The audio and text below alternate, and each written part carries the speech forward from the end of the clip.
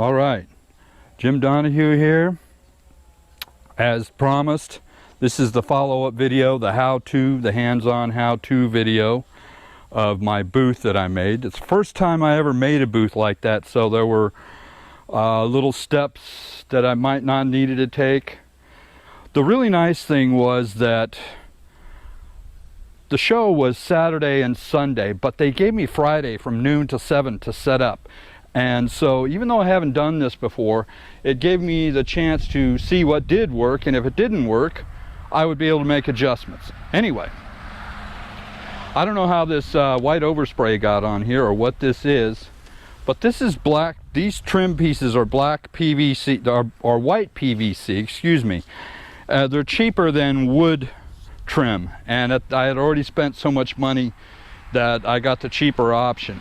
And I spray painted it black with semi-gloss spray paint. It worked rather well, and just screwed them on. The screws I was using were the non-coated kind, so they were already black, and that worked.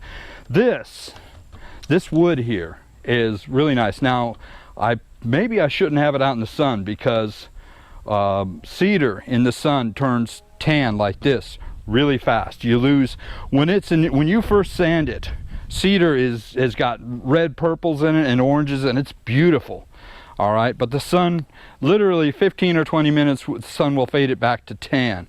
This does have a 2 or 3 clear coat. Now there at that angle, you can see some of the reds in there. You know, it's nice. Anyway, what this is a type of, it's like Luan. Here's the top piece of a little store front sort of thing. I'll put it together here in a minute, or try to put it together. Stand this over here. So now, on this is more or less scrap. What is that? This is more or less scrap. What it is, I had a job. Now there's some of the purples, some of the reddish carmine. Look at that. I don't know if you can see it. It's just beautiful. There's some of the carmine and reds. It's really nice. I don't know, again, last out in the sun. This is a type of Luan. I didn't know it existed, but it's real cedar on the face and regular cheapo Luan in the back, which I loved it because I got all the benefit, even the smell of cedar when I was sanding it. Real cedar on the face, but it's easy and cheaper.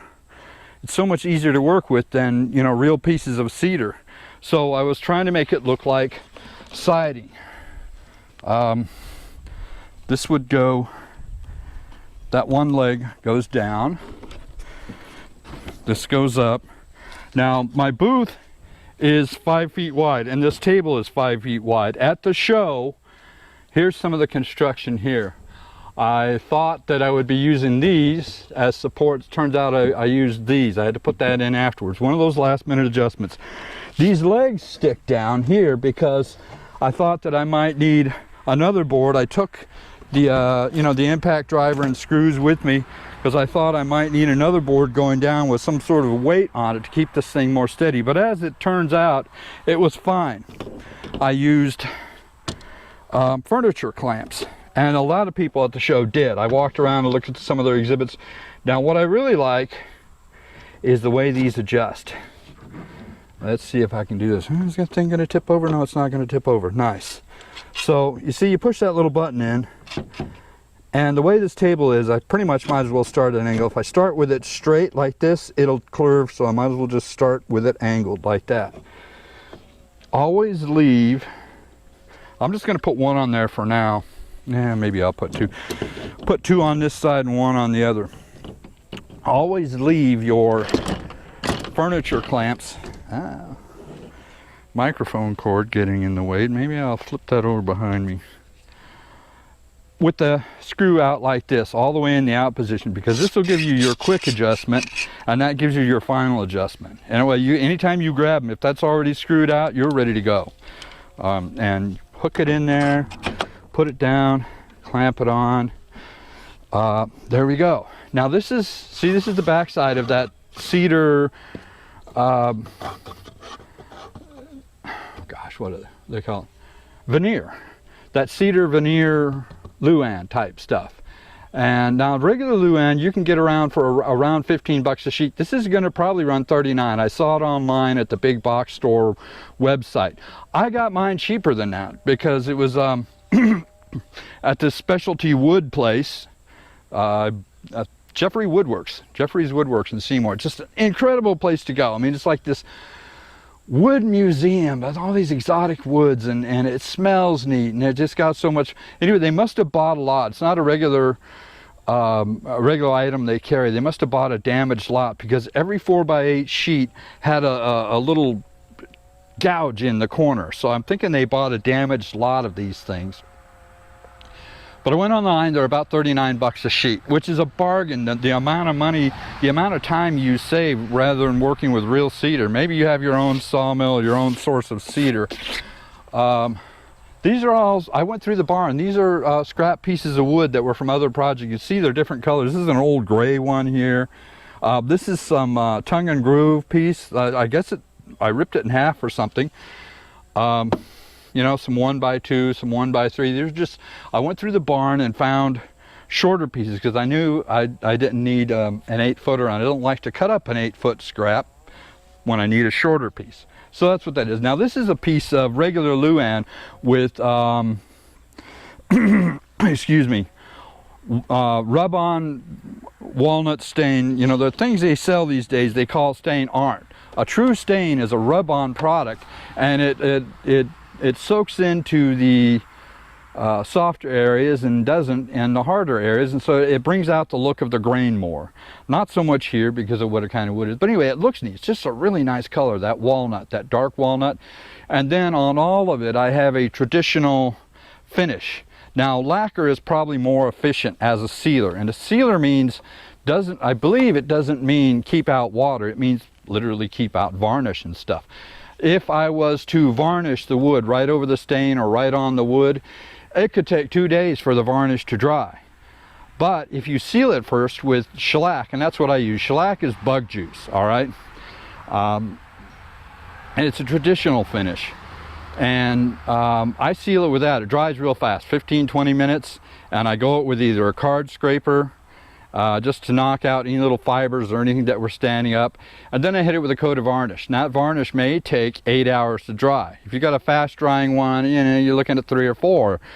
But if I hadn't sealed it with lacquer or shellac, then it would take it could take 2 days. I mean, it just takes forever, and that's what the sealer does. So I seal it up. Since I like traditional kind of things, I use shellac. It's people used to make their own back in the 1950s and stuff, and I'm thinking about going back to that. It would probably be what they call a spirit varnish. Now this here, this side is also, I've got the stain and finish on there, is also the cheap Luan, and they were scraps.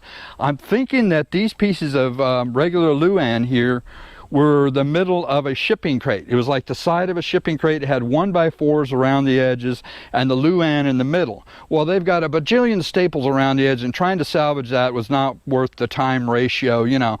But it took a circular saw and cut off the support and the staples, and now I've got this pretty good size, you know, piece of Luan for the cost of cutting it off. And that was neat. So I believe that's where these came from. They are anyway, they're over here. I've got tar paper. That's what that is. It's getting a little scruffed up, but I wanted the look of tar paper for the historical aspects. There were entire towns out in the 1800s, the 1880s, some of these mining prospect towns that went up real fast. The whole town was made out of tar paper. So it's a historical thing, and that's why I want it on there. Now, the older people might think, oh gosh, how cheap, but I wanted it for the historical aspects. And it actually, when it's new, you know, it doesn't look bad. It kind of has its own, you know, avant-garde designer look, you know, like they're doing with the wavy sheet metal. When I was a kid, that wavy roof tin was just, you know, kind of lowbrow, but now it's these designer thing. Anyway, more color showing through on the cedar. So that's how I stood up the one half. I made it in sections because I knew I didn't want to take this big old thing it would be big and bulky and also be weak at these joint parts, you know, the U-shaped thing, where this is stronger and still lightweight. I mean, this is really lightweight here. It's, gosh, I don't know that that's even 5 pounds. It's light. So let me see if I can get this thing together and stop all the rambles on business. And this goes here with the legs sticking down. The table's 5 feet wide. Now at the show, they give you an 8 foot wide table, and it's more of the traditional wood looking one, the old style with the, it's about that thick, it sticks out, you know, and it looks like it's got the fake wood veneer on it. That's easier to clamp to than this, but this works. So again, now I'm only going to put one clamp on this side so that there, these furniture clamps are neat. The top is a little more tricky, and again, if you design the stuff, you know, mine wasn't really well designed. In fact, I kind of had to go backwards. Now you can put any sign on there. This sign is hand painted because I'm trying to show the historical stuff, and the whole theme of my booth there was history and all that, so I made a hand painted sign. You could have any sign on there.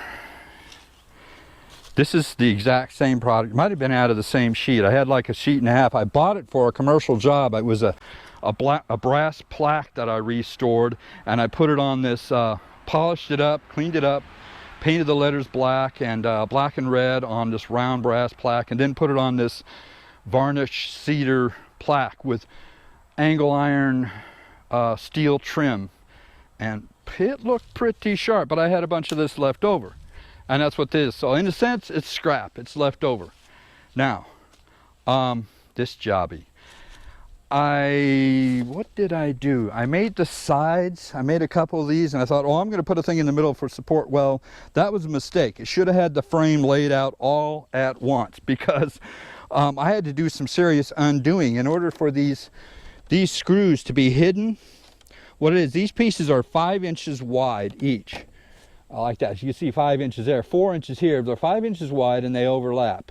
So the screws on the lower ones are hidden. They're right here in the overlap. You see, right there in the overlap. But if you don't design your frame all at once, then you're going to have to be undoing stuff in order to get to undo the screws. You're going to have to undo everything to get to the hidden screws. Anyway, the idea here is that it goes over. And again, I think you could, if you had 2 people, it'd be a lot easier. Oh, I'm going to have a tree branch issue, maybe. If you had 2 people, it'd be easier, or if you had a way of putting this thing together and then standing it up. What I'm about to show you is not that easy. If you're not 6'2" or something, it could be trouble. But again, I don't think that, you know, the solution, the workaround to this would be that difficult. And my clamp here, I use the one clamp. It comes with rubber boots on there, but they slip off pretty easy, and I wish I had the one boot on here because I don't want to scratch right in this area. I don't want to scratch up my varnish any more than I have to. So let's see if I can do this. This goes here. The whole thing goes around the front. I could have put it on the table maybe. The nice thing is I've got these cut off in such a way. The 1x4 there, again, so you can see it's scrap. Where do we go? Where do we go? Huh. Not too wide, actually. Let me go back the other way. The 1x4 scraps there, and all these 4 here, this one doesn't count, but they are cut off in such a way where it sits right on that plywood, and that makes it easy. And of course, this is the first time I've done this, so you know, you look at what I've done and say, we could improve that. There's lots of room for improvement. And what do we got? I think, oh, that's the way to gauge it, is by, you don't want it to fall over there, is by how this lines up here. And it needs to go a little bit that way, even though these 2 aren't lining up. Again, with some better design skills, that's what it turned out. I need to go like, gosh, 1/4 or 1/8 of an inch that way. I think that was it. I felt it kind of jump around the edge there. Yes, I'm trying to get that lined up. Now this is kind of ugly up here. It doesn't have the trim, but most people are looking at eye level, and I ran out of time. I had so much to do. Now, here's where being tall comes in on this particular design. Just hold it there, get this, get a load of this, and clamp the face to this upright that I'm touching with my thumb. Ginormous clamp. Spring clamps are neat. All clamps are neat. They're just one of the more multi-purpose tools.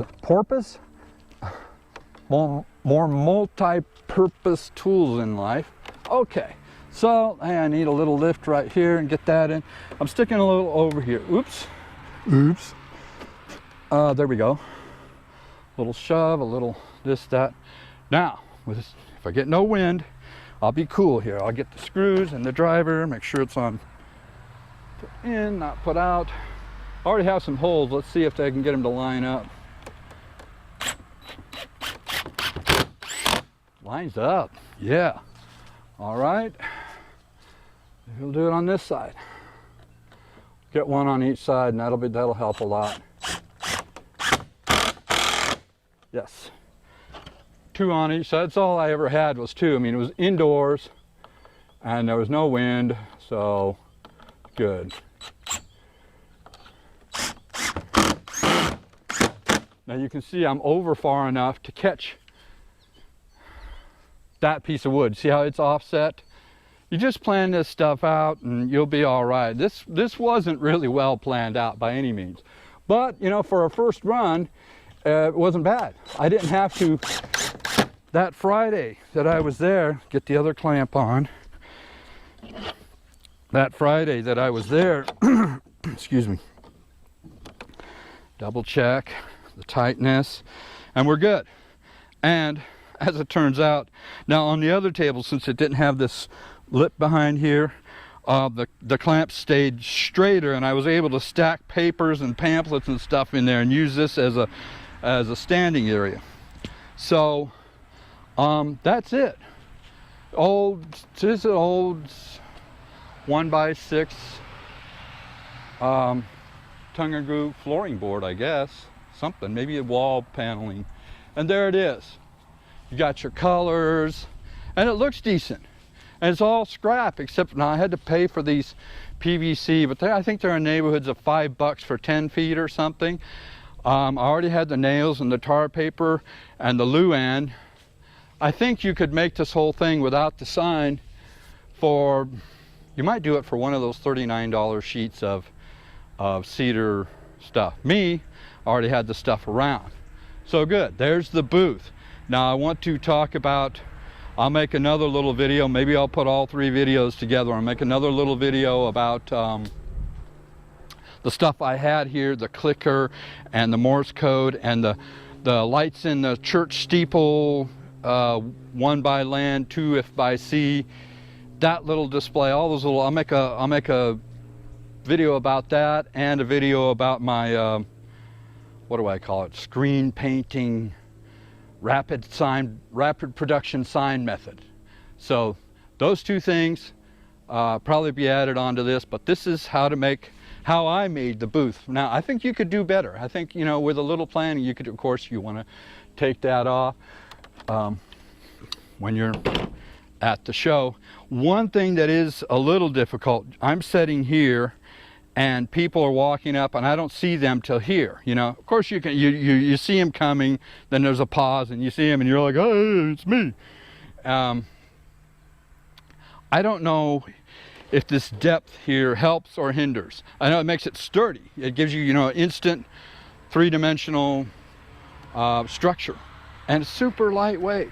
So that's nice, but as far as interaction with people, I don't know. It might have been better to have something, you know, sturdy all the way back here that clamps on the table and it's more one-dimensional. The nice thing about this, of course, when you're on an 8-foot table, you've got room here, and I had stuff all the way around. I just had the totally covered up table. Anyway, I think that's good for now. I will catch you on the other 2 videos. Thanks for watching. Bye.